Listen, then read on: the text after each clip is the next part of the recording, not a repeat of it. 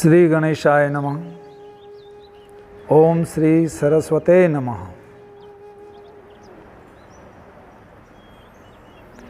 ओम गुरुदेव आत्मा मालिक। गुरुदेव के चरणों में कोटि कोटि वंदन प्रणाम करते हुए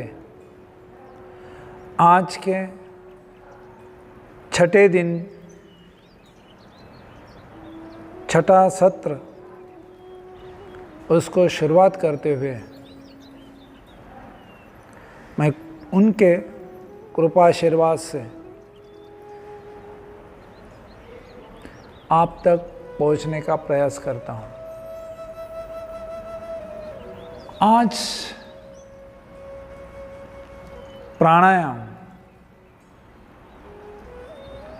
हमने 5 दिनों में देखा है कि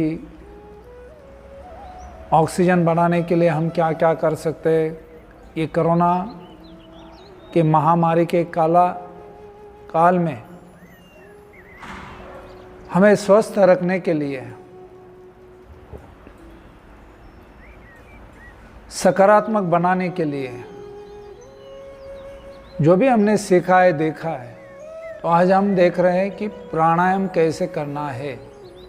ये 34 स्टेप है अष्टांग योग की। यम नियम आसन हमने देखे कि शरीर को धष्टपुष्ट बनाना है, डाइजेशन अच्छा बनाना है, एकाग्रता बढ़ानी है, विवेक को जागरूक करना है, इंद्रियों के ऊपर अनुशासन लाना है। ये हुआ बाह्य अनुशासन।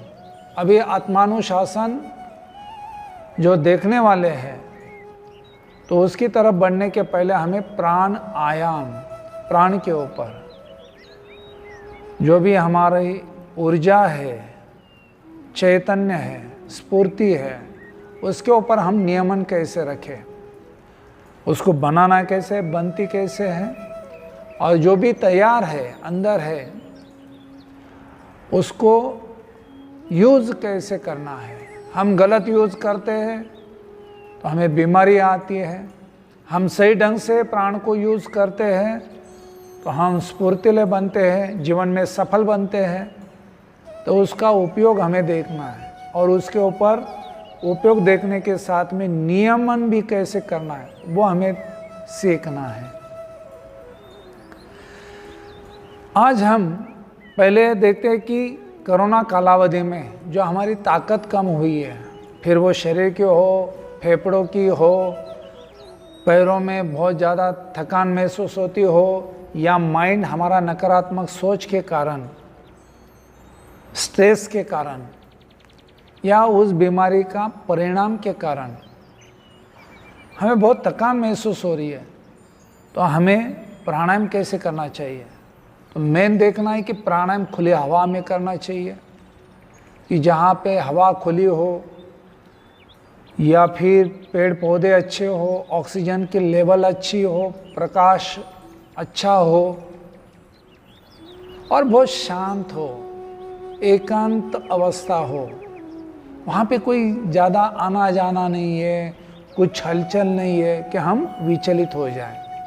बस शांत बैठे हैं और हम हमारे श्वास का अभ्यास कर रहे हैं, देख रहे हैं।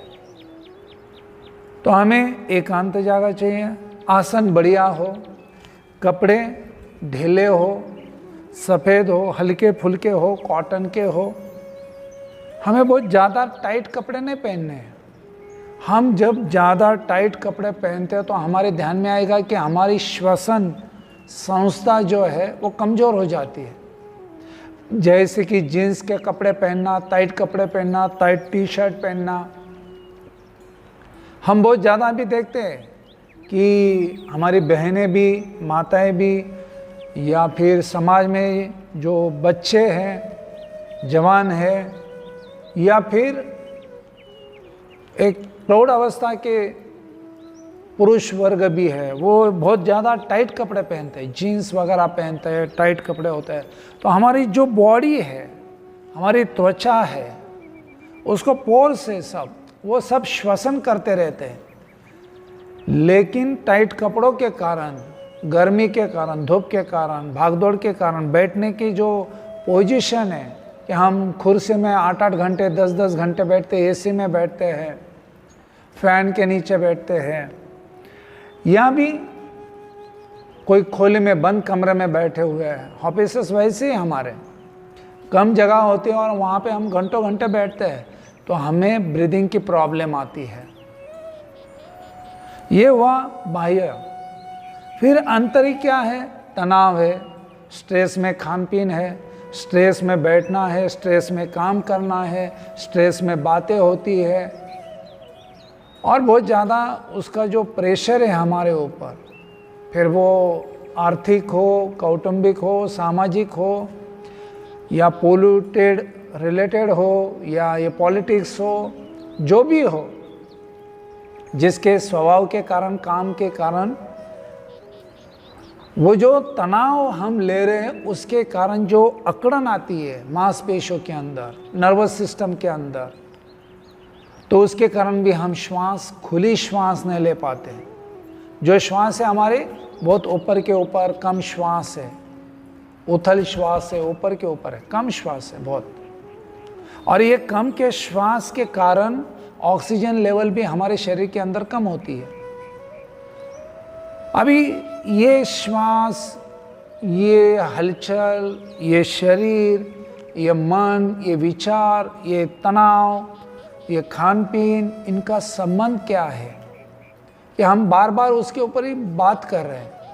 तो हमें ध्यान में आना चाहिए कि हम जड़ भोजन खाते हैं कि जो पाचन करने में ठीक नहीं है, हमारे शरीर की उतनी स्थिति नहीं है, समय वैसा नहीं है, काल वैसा नहीं है, उसके अनुरूप हमारा भोजन नहीं। हम बहुत जल्दी जल्दी खाते हैं, खाने के साथ पानी पीते, बहुत ज़्यादा पानी पीते हैं, तनाव के कारण मीठा खा लेते हैं और कुछ प्रमाण से ज़्यादा खा लेते हैं।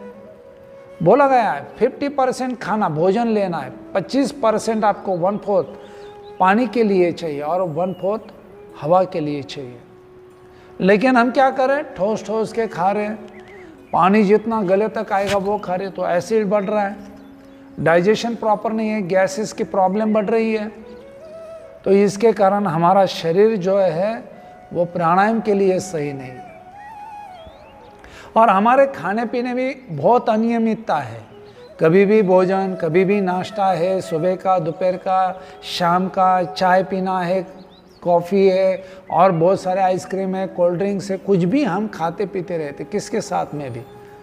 और ज़्यादा करके हम तो सूखा भोजन लेते हैं, जैसे वड़ा पाव, पाव वड़ा, या फिर वो दाबेली हो, या जो भी पदार्थ होंगे, पिज़्ज़ा, बर्गर्स हो, तो हम ये जो सूखा खाना खा रहे हैं, एसिडिक खाना खा रहे हैं, जैसे आइसक्रीम वगैरह हो, कोल्ड ड्रिंक्स हो, ये क्या है? एसिडिक फूड है, प्रोसीडिक, प्रिजर्वेटिव खाना हो, जैसे ये चिवड़ा, वेफर, जो भी खाना खा रहे हैं। तो इसके वजह से क्या हो रहा है? शरीर के अंदर के पानी की मात्रा कम हो रही है।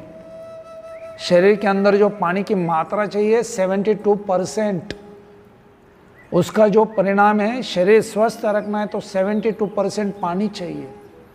कभी तो हमारी मात्रा बढ़ जाती है, कोई कोई तो 6 लीटर 8 लीटर पानी पी लेते हैं, फिर किडनी स्टोन के प्रॉब्लम, किडनीज के प्रॉब्लम, और सूजन आना, वजन बढ़ जाना, ये भी प्रॉब्लम, दिक्कत आती है। तो पानी भी मात्रा में हो शरीर के अंदर तो फिर ऑक्सीजन लेवल बढ़ेगी। सूखा खाना खाएंगे तो ऑक्सीजन लेवल कम हो जाएगी।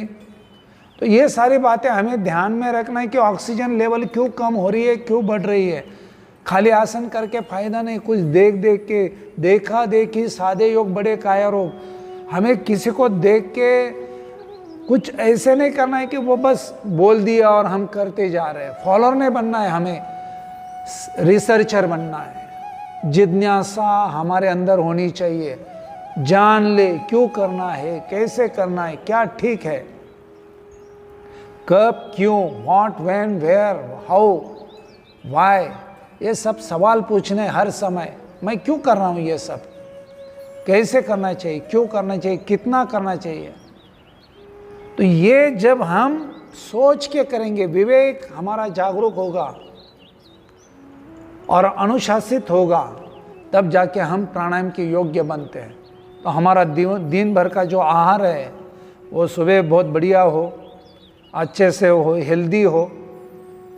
दोपहर में थोड़ा सा लिक्विड का जो मात्रा है वो थोड़ा बढ़ाएं, और शाम को आप हल्का भोजन ले, सुपाच्य भोजन ले, कि हमारे शरीर को स्फूर्तिला बनाए रखें। क्योंकि हम जैसे सुबह से उठते हैं तो शाम तक हम थके महसूस करते हैं। हम सुबह अच्छे लगते हैं फ्रेश, दोपहर में आलस आ जाता है क्योंकि भोजन सही नहीं हमारा, तमोगुणी भोजन है, तो हमें आलस आता है, नींद आती है, हम सो जाते हैं।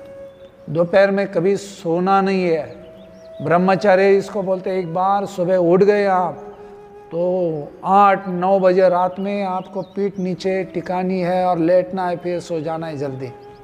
लेकिन हम दोपहर में 2 घंटा सोएंगे, 1 घंटा सोएंगे, रात में 11-12 बजे सोएंगे, शाम का भोजन जो 6 बजे चाहिए वो 8-9 बजे भोजन करेंगे। कहाँ से डाइजेशन होगा? खाली पेट नहीं होगा तो आप सुबह प्राणायाम कैसे करोगे? और प्राणायाम करना है तो फिर आपको तो पेट खाली रखना पड़ेगा। और जब हमारा खाना अच्छे से भोजन पाचन होगा तब जाके हम पेट खाली करके अच्छे से सुबह सुबह खाली पेट प्राणायाम करेंगे। नहीं तो पेट में भरा हुआ है, आधा ही पेट साफ हुआ है, ज़बरदस्ती वो पानी पी पी के हमें लगता है कि सुबह बहुत ज़्यादा 1 लीटर आधा लीटर पानी पीने से, नींबू पानी पीने से पेट साफ होगा, उसका कोई संबंध है नहीं।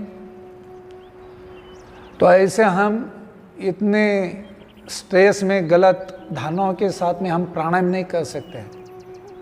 दूसरी बात है कि हमारे अंदर क्रोध भरा हुआ है, अहंकार भरा हुआ है, कपट है, स्ट्रेस है, दूसरों के प्रति द्वेष, क्लेश, नफरत है, ईर्ष्या है, हमारा तनाव में विचलित है। हम मानसिक रीत्या हम भी तनाव में, हमें कोई आदतें हैं, जैसे कोई निकोटीन है, अल्कोहल की आदतें हैं, तो हम उसमें प्राणायाम नहीं कर सकते। हमें ये भी ध्यान रखना चाहिए कि प्राणायाम किसने करना चाहिए, क्यों नहीं करना है।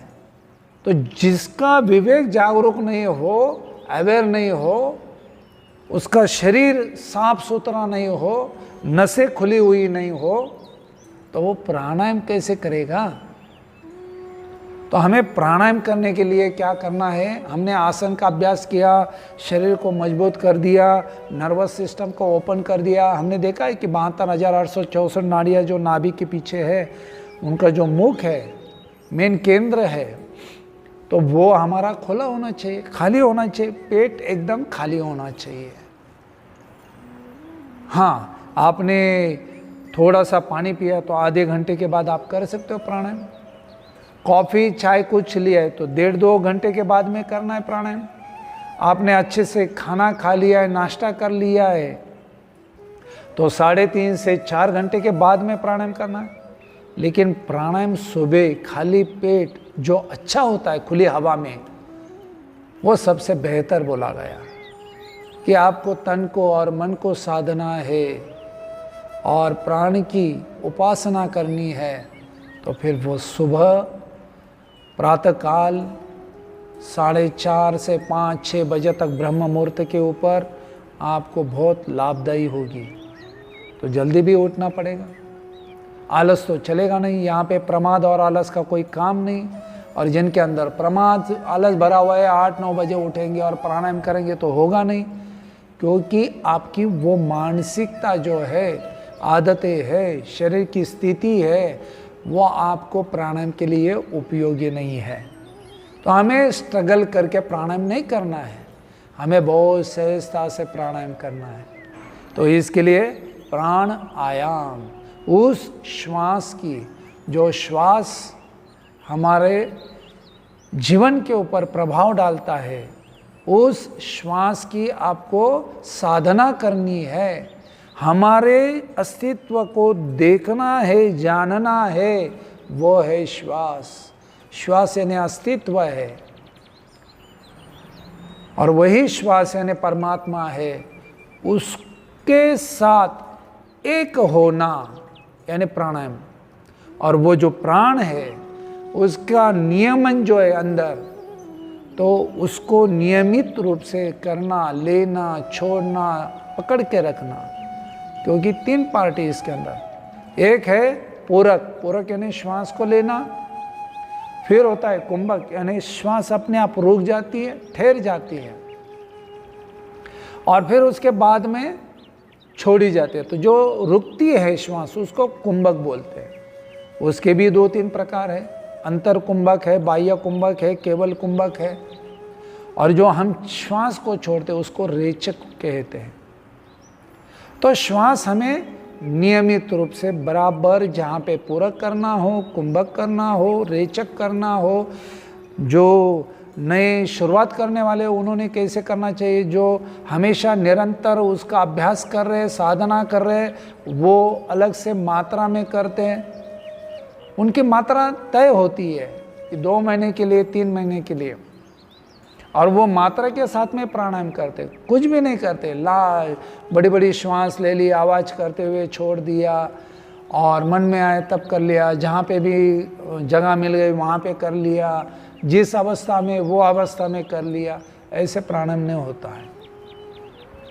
फिर प्राणायाम करना है तो एक आपके साथ में रुमाल रखिए, अच्छा सा साफ सुथरा रखिए, कपड़े ढीले हो, अच्छे हो, वो भी देखा कपड़े का इम्प्रेशन, और मन और श्वास का संबंध हम देखते हैं कि हम तनाव में श्वास लेते छोड़ते हैं तो वो जल्द होता है, जल्दी जल्दी में श्वास लेते छोड़ते तो उसका हमारे शरीर के ऊपर, सिस्टम के ऊपर, फिर वो नर्वस हो, रेस्पिरेटरी हो, सर्कुलेटरी हो, हार्मोनल हो, उसके ऊपर इफेक्ट आता है।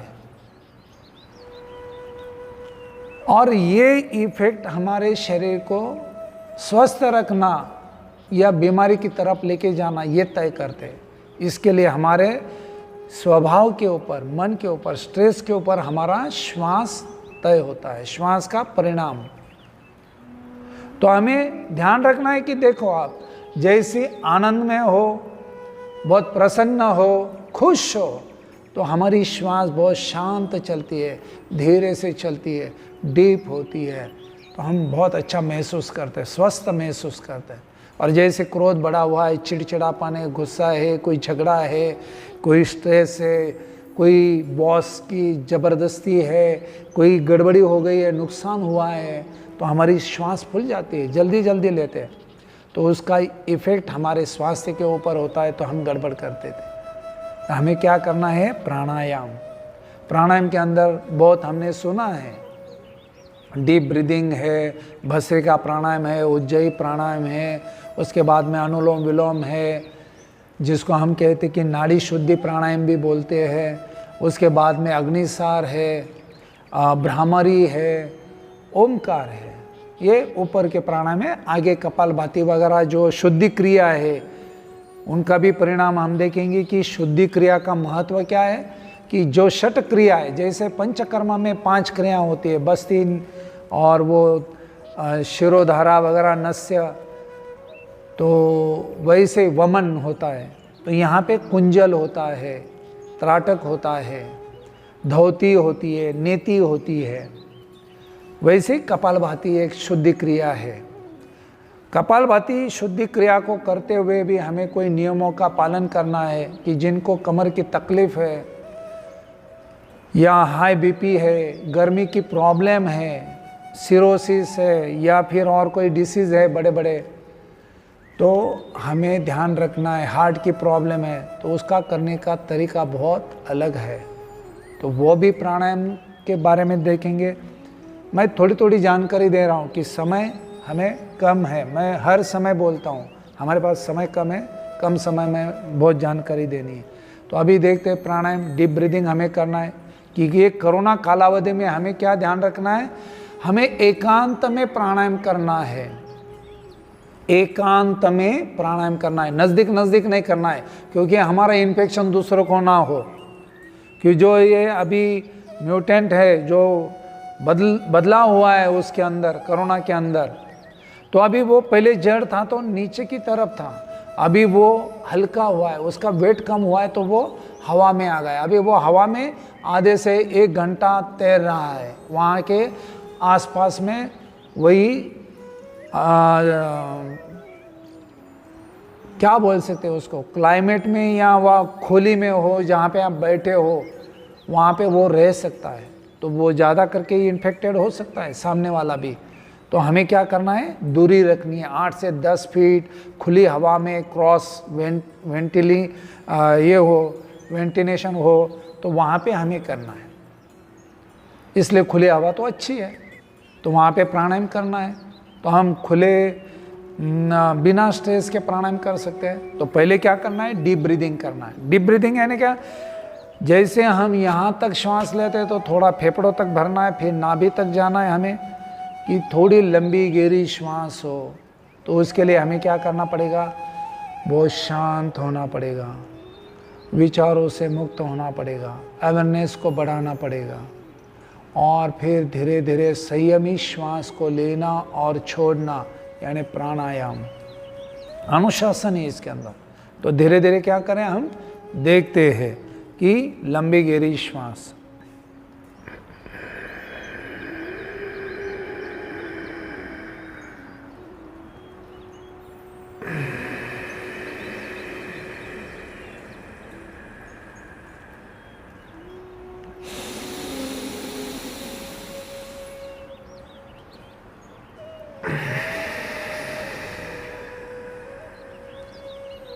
बहुत जोर नहीं लगाना है श्वास लेते हुए, क्योंकि हम बीमार है, थके हुए हैं, हमारे अंदर इतनी ताकत नहीं है। नहीं तो फिर मस्तिष्क का जड़ होगा, थोड़ी सी चक्कर जैसे होगा, आँखों को अंधेरी जैसे चक्कर आना या गरगराना होगा थोड़ा सा, तो वो नहीं होना चाहिए।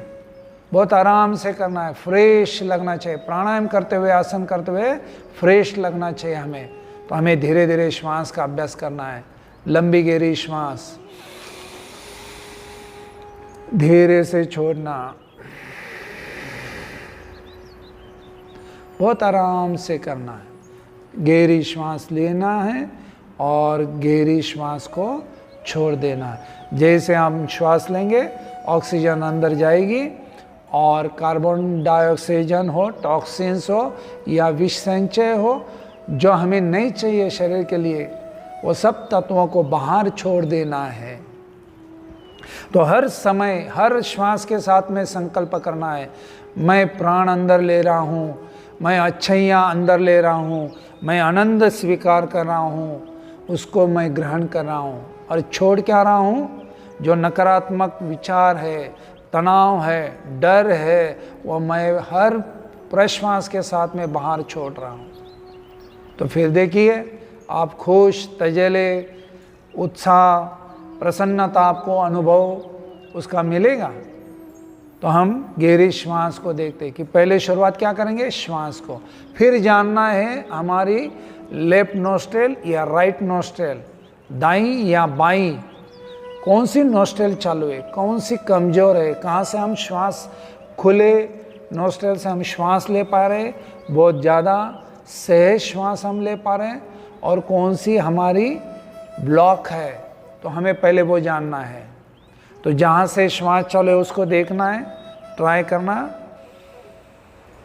हाँ, अभी मेरी राइट चालू है, लेफ्ट थोड़ी कमज़ोर है। तो मैं क्या करूँगा, राइट से श्वास को लूँगा और लेफ्ट से धीरे से छोड़ दूँगा।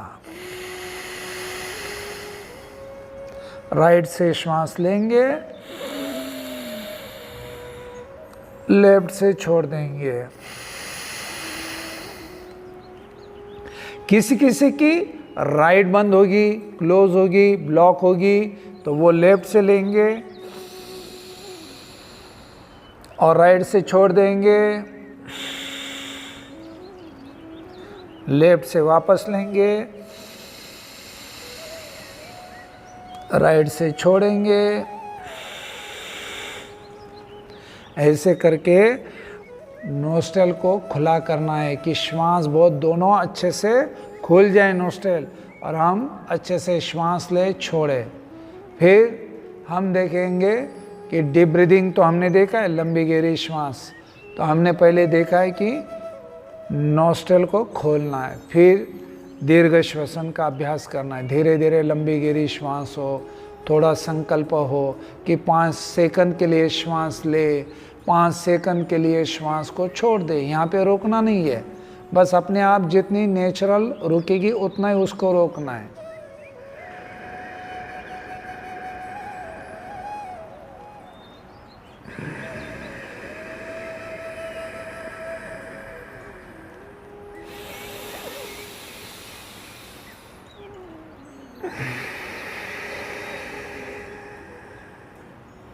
ऐसे हमें दीर्घ श्वसन का अभ्यास करना है, बहुत धीरे धीरे गहरी श्वास।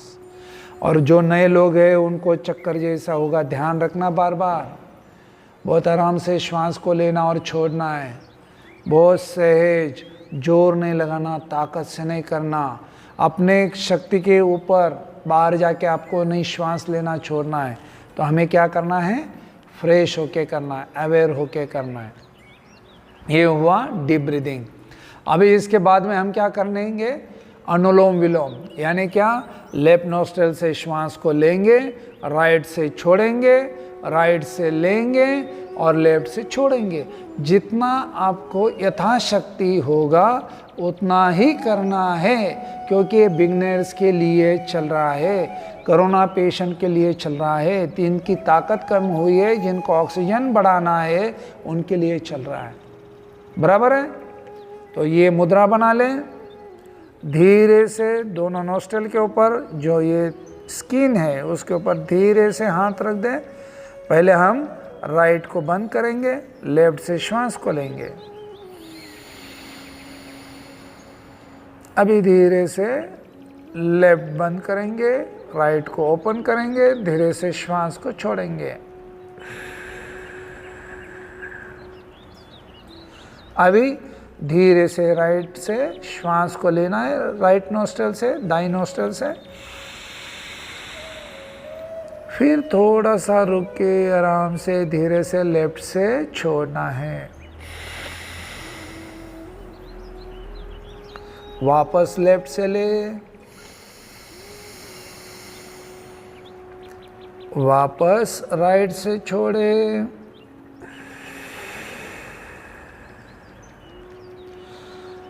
दाहिने से श्वास ले और बाएं नोस्ट्रल से छोड़ दे। ये पूरा आवर्तन हुआ, लेफ्ट से लिया, राइट से छोड़ा, राइट से लिया, लेफ्ट से छोड़ा। अनुलोम विलोम, लोम विलोम भी कहते हैं। बहुत आराम से करना है, बहुत धीरे से, फिर थोड़ा शांत होना है। अभी देखेंगे भस्त्रिका प्राणायाम, धीरे धीरे भस्त्रिका प्राणायाम।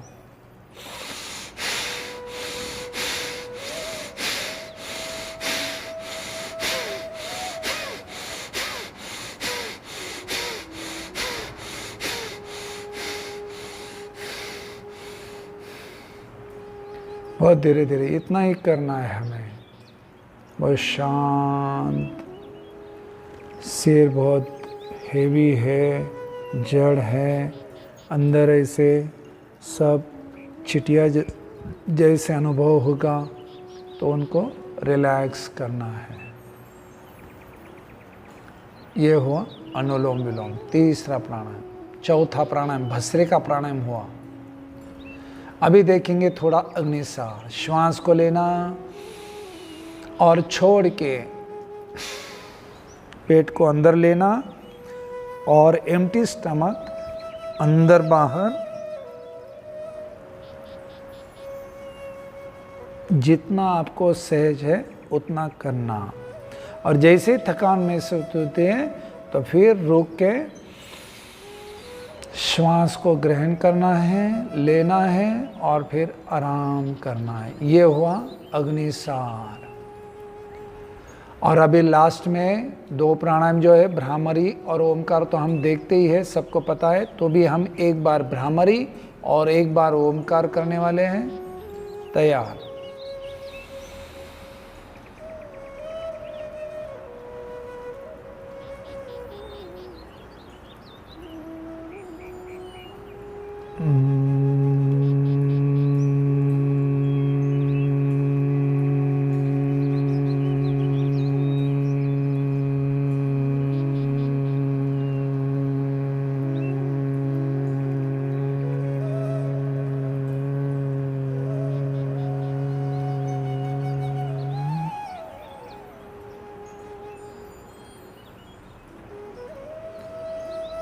इस ढंग से बहुत सहज भ्रामरी का अभ्यास करना है। जैसे भ्रमर होता है और उसकी आवाज़ गुंजन होती है, वैसे हमें कंठ से आवाज़ निकालते हुए पूरे मस्तिष्क से ऊपर के हिस्से में उसको घुमाना है और फिर धीरे से आराम करना है। जो स्पंदन है, वाइब्रेशन है, उसका अनुभव करना है।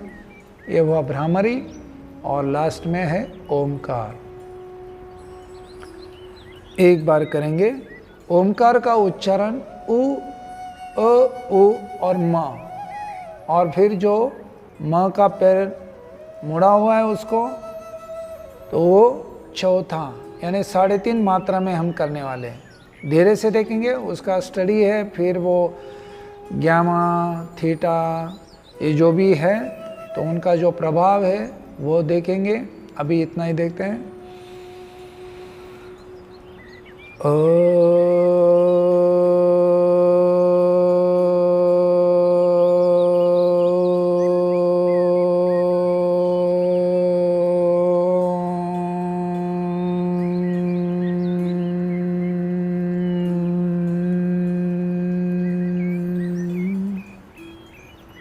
मैंने क्या किया, नाभि से हो, हृदय से हो और कंठ से लेके म का उच्चारण, और फिर धीरे धीरे टंग को ऊपर कर दिया, ऊपर तालु को लगा दिया, और फिर आगे का जो मकार है उसका उच्चारण किया। इस ढंग से धीरे धीरे सीखते हैं। जितना आपसे प्रयास होगा वो करिए। आपको पुनश्च एक बार धन्यवाद। ये धीरे धीरे प्राणायाम का अभ्यास बढ़ाइए और बहुत शांति से, सहजता से, एकाग्रता से, अनुशासित होकर संयमित प्राणायाम करना है। प्राणायाम के सभी नियमों का पालन आप करेंगे। इस समझ के साथ यहाँ पे हम रुकते हैं। ये था प्राणायाम का सेशन। अभी कल देखेंगे ध्यान का सेशन। तो अभी हम और 2 चीज़ें छोटी छोटी देखने वाले, वो है सिंह मुद्रा। ये बहुत इफेक्टिव है, घरेलू, आधे 1 मिनट की है। धीरे से क्या करना है आपको, श्वास को बाहर छोड़ना है। सिंह मुद्रा भी बोलते हैं। तो क्या है, जैसे सिंह गर्जना करता है, डरावनी देता है, आवाज देता है, और उसका जो वाइब्रेशन है उसको वो महसूस करवाता है। दहाड़ बोलते हैं उसको, शेर की दहाड़ जो होती है, वैसे उसकी जो श्वास चलती है, आवाज फुटकार होती है, वैसे हमें करना है।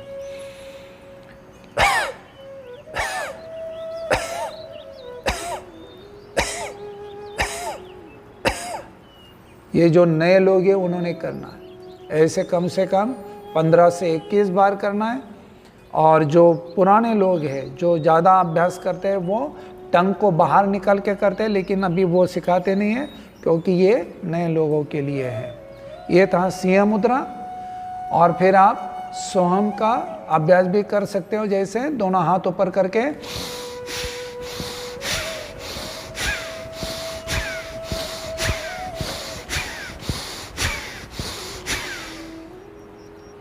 जैसे हम दोनों हाथों को ऊपर करते थे, हथेलियों को ऊपर करके दोनों 5 उंगलियों को खोलते थे और श्वास लेते थे, और नीचे आते समय मुट्ठी बंद करके श्वास को छोड़ते थे। बहुत है, लेकिन यहाँ पे हम रुकते समय के कारण। और आपसे यहाँ से इस वचन को पूर्ण करते हुए प्राणायाम की और ध्यान की ओर बढ़ते हैं। हम हैं ध्यान करने वाले। आंखें बंद हो, पोस्चर बहुत सीधा हो। ये कल की तैयारी है। कोई भी एक मुद्रा हो, ब्रह्म मुद्रा हो, ज्ञान मुद्रा हो या शंख मुद्रा हो, वो शांत हो।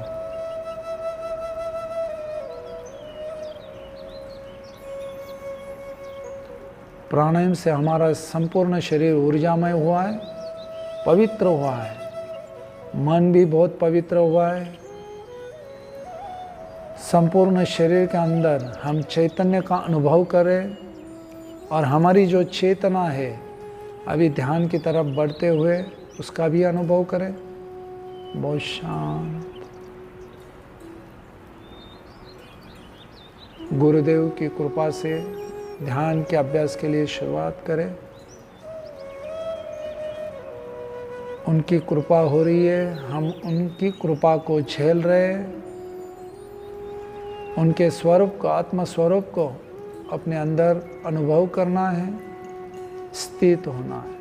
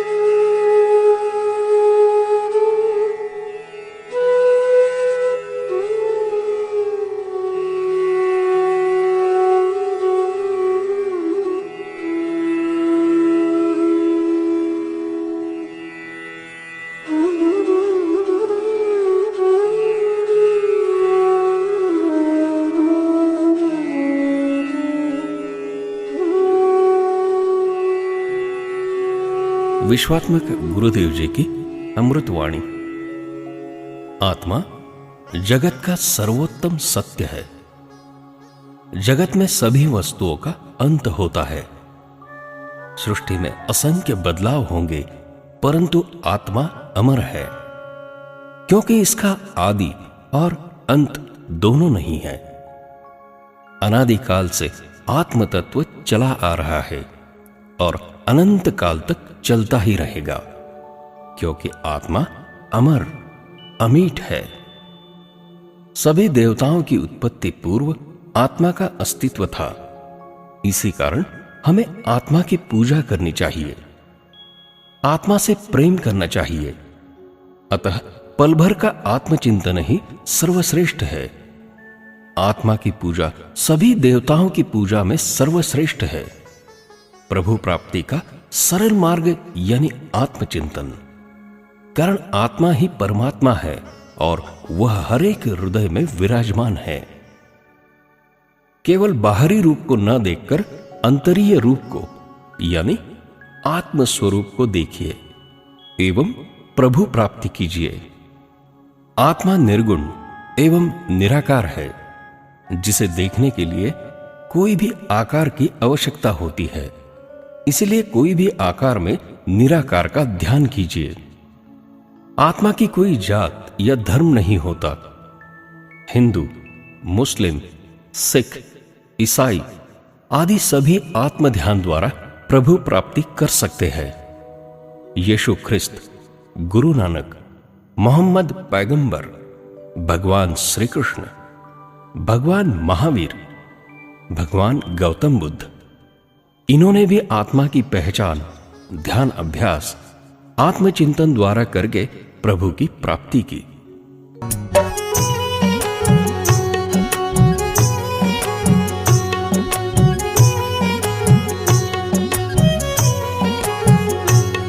बाहर क्या ढूंढता है, ईश्वर वहाँ नहीं है। बाहर क्या ढूंढता है,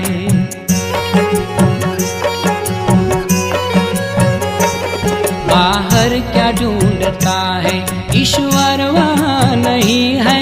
कर ले तू खोज दिल में, ईश्वर का घर वही है।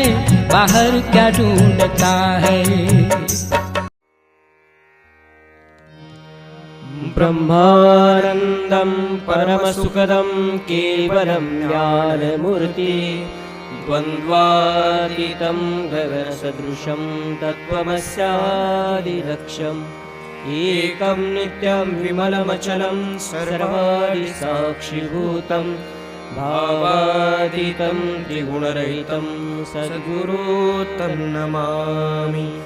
कापुराची आरती करीतो प्रेमे सद्गुरुला भावे सद्गुरुला सच्चिदानंदे रूप पाहुनी आनंद झाला हो सच्चिदानंदे रूप पाहुनी आनंद झाला देह कर्दळी उकळून शुद्ध कापूर काढिला कापूर काढिला भक्ती वडी हाती घेऊनी लावू ज्योतीला हो भक्ती वडी हाती घेऊनी लावू ज्योतीला ज्ञान ज्योती लावूनिया ओवाळू हरिला हरिला ओवाळू हरिला चिन्मय रूप पाहुनी तन्मय होतो हरुला हो चिन्मय रूप पाहुनी तन्मय होतो हरुला कापुराची आरती करीतो प्रेमे सद्गुरुला भावे सद्गुरुला सच्चिदानंदे रूप पाहुनी आनंद झाला हो सच्चिदानंदे रूप पाहुनी आनंद झाला आरती प्रेम जय जय आत्मा मालिक आरती प्रेम जय जय आत्मा मालिक ब्रह्मांड नायक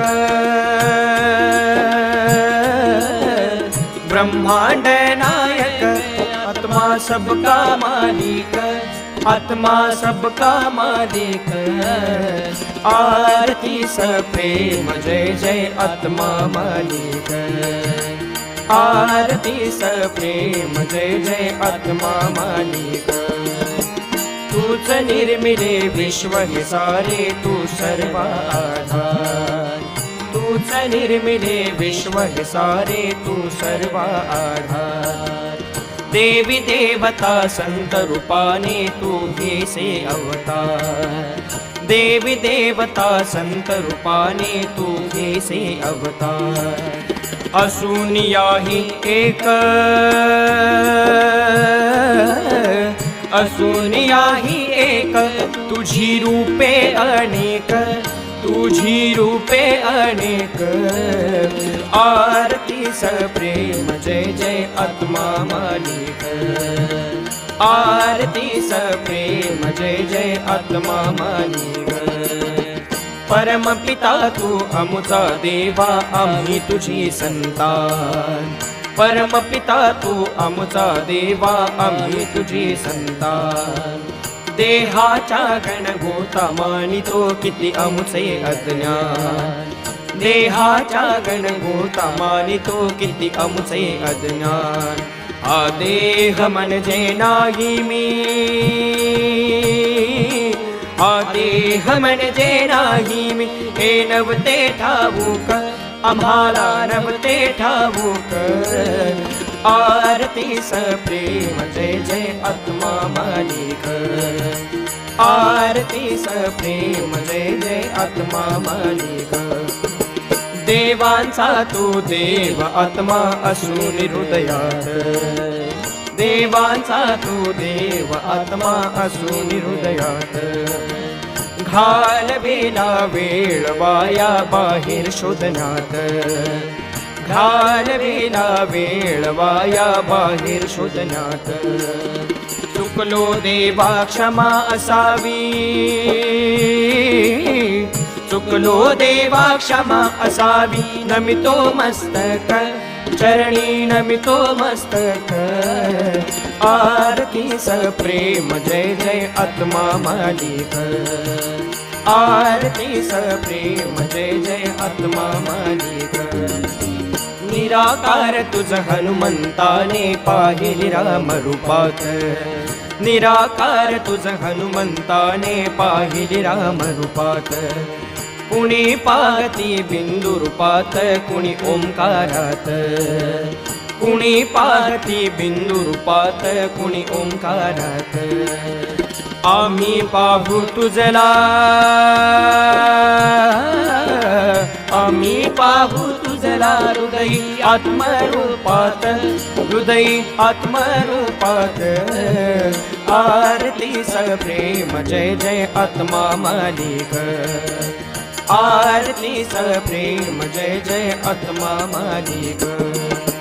दया सागरा दया करी रे लोटू नको दूर, दया सागरा दया करी रे लोटू नको दूर, ध्यानामध्ये तुझ्या चरणी राहू मन स्थिर, ध्यानामध्ये तुझ्या चरणी राहू मन स्थिर, आत्मदर्शन भावे,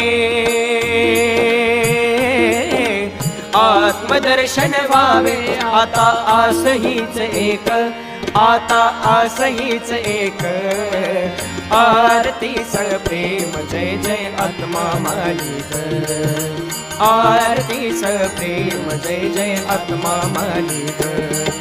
ब्रह्मांड नायक,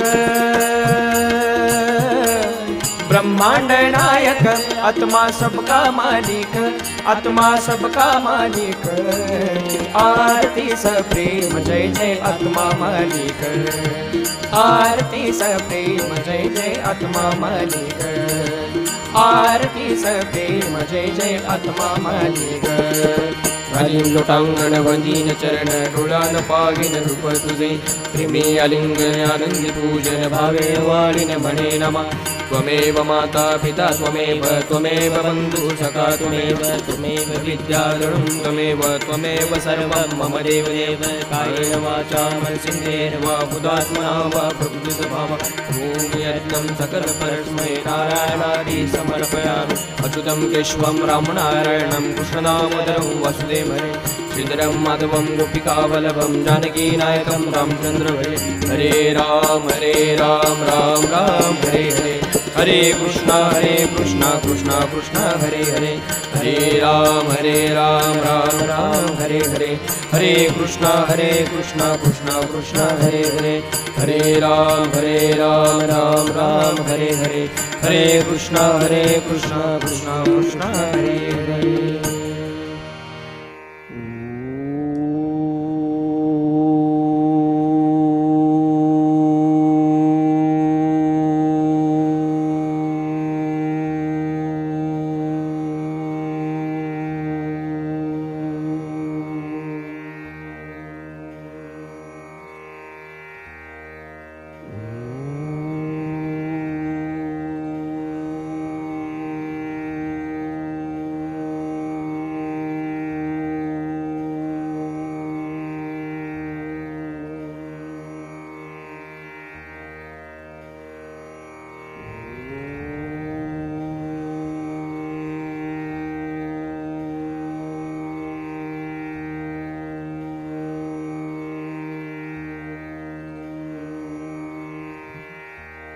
सदा सर्वदा योग तुझा घडावा, तुझे कारणे देह माझा पडावा, उपेक्षू नको गुणवंता अनंता, सद्गुरु समर्था मागणे हेची आता, ज्या ज्या ठिकाणी मन जाय माझे, त्या त्या ठिकाणी निज रूप तुझे, मी ठेवितो मस्तक ज्या ज्या ठिकाणी, तेथे सद्गुरु पाय तुझे सदोनी, सद्गुरु समर्था मी बाळताने तुझीच सेवा करू काय जाणे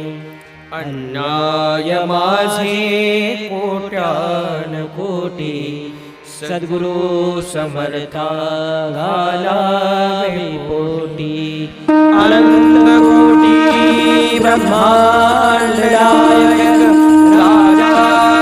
राज योगिराज परब्रह्म सच्चिदानंद श्री सद्गुरु विश्वात्मक गुरुदेव की जय। सबका मालिक आत्मा सबका मालिक आत्मा सबका मालिक